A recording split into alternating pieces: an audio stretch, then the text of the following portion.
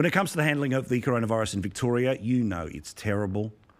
But amazingly, there are a staggering number of dumb people who think that the government's mishandling, which has led to the shutdowns, the lockdowns, the curfews, and hundreds of people dying, well, only 35% of people think that Chairman Dan has done a poor job. 47% say he's done a good job. And how the hell do you not have an opinion when you are locked inside your house?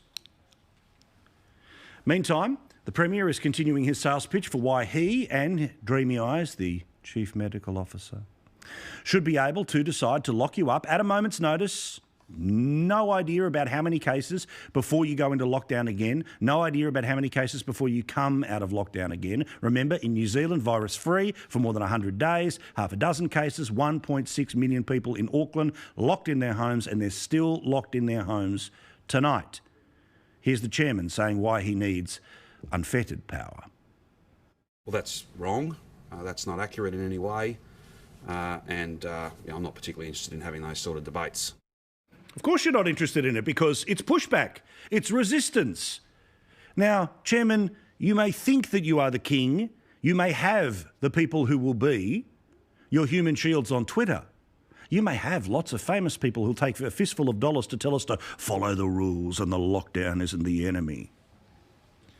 But normal people can see exactly what you were trying to do, which is to create a situation where simultaneously Parliament is so irrelevant that it shouldn't be sitting, that your health minister shouldn't be answering questions about the failures of the Victorian government in the Parliament, yet the Parliament should return to be able to give you powers to, at a moment's notice, with no methodology being published, to lock people back inside their homes.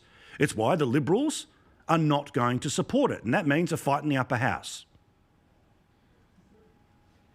This is a power grab from Daniel Andrews. It's quite clear that Daniel Andrews only has a plan to keep Victoria locked down. He doesn't have a plan to get us out of lockdown. He doesn't have a plan to get us back to work or back in business. That's what Victorians are looking for. What this Premier wants now is a blank cheque to be able to keep Victorians locked in their home, locked away from their workplaces and locked out of their businesses for another year. Well, the Liberals and Nationals in Victoria will not be supporting it. There is no justification for a year-long extension to these state of emergency powers. Now, while he gets a rails run in the media, and yet again the bloke from Channel 9 ran a grab of the Premier because he mentioned the journalist's name, what a little cabal they're running there. The Premier does not run the upper house. This is why I like upper houses. It's why I like minor parties, because at moments like these, they are able to stand up for logic. As I showed you last night, but it's worth showing you again, the maths in the upper house. You need 21 to get anything done. Labor and the Greens together is 18 votes. Liberal and the National Party together is 12 and the crossbench is 11. They need at least another 3 to get anything done. However, quite interestingly, apparently the Green right now is on leave, which means they're going to need 4. So where do these 4 come from? We got in touch with every member of the upper house crossbench today in Victoria. This is what they are saying. Animal Justice Party, maybe. They'll probably end up voting for it.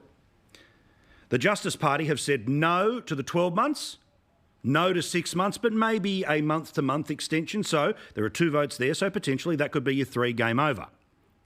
The Reason Party have said no, but that's only the 12-month thing, and they've sold out in the past.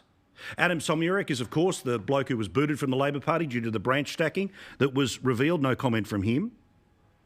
Cumming is another independent who says no to 12 months, but maybe month to month. The Liberal Democrats say no because they're sensible. Libertarians. Shooters say no because they're sensible on this one as well. Sustainable Australia says maybe, although 12 months is too long, and Transport Matters say no. So strangely, we're going to have this situation where you're going to see headlines saying that the upper house is going to rebuff Daniel Andrews, that the upper house has said no, that this plan is dead in the water. No, what's going to happen is that the 12-month extension is an ambered claim. A little bit, well, like when you work out, how am I going to get a pay rise out of the boss? Well, if you're able to negotiate these things, you turn around and say, I want $100 extra, expecting that maybe you're going to get 25. And so then we move back to a far more reasonable number of 50, and then we settle on 40. And you end up being the winner. Andrews will find a way to get this through the upper house. I would love to think that all of these people can hold the line, but they have already told him what his path is. Month-to-month extensions.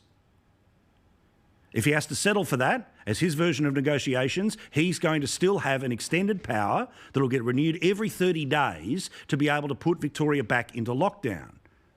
When do you think exactly he's going to ask for this month by month? Is it going to be when there's 0 cases at the end of September 13? Or is he going to try and do it as soon as possible while the cases are still over 100 a day, meaning that most likely, close to the end of the next month, they wouldn't be at 0 cases a day? This is going to get extended. I hope that the upper house sees that there is essentially no difference between 1 month and 12 months. There has to be, at the very least, if you are going to do that deal, in writing, the methodology. How many cases over how many days before a lockdown is triggered? How many cases over how many days before the curfews are instigated? And then on the downside, how many cases over how many days before the curfew ends? How many cases in how many days before the lockdowns are lifted? Are there carve-outs dependent on if you're in a regional area like Mildura that's never had a case? Like the couple of dozen councils in Victoria that currently have 0 cases. This is the responsibility of the upper house. We wait, we watch, we see. But don't you love it? A couple of weeks ago, the Health Minister said we shouldn't be in Parliament. I don't want to answer any questions. A couple of weeks later, Premier says, quick, bring back Parliament so I can have more power. Good luck with that, Premier.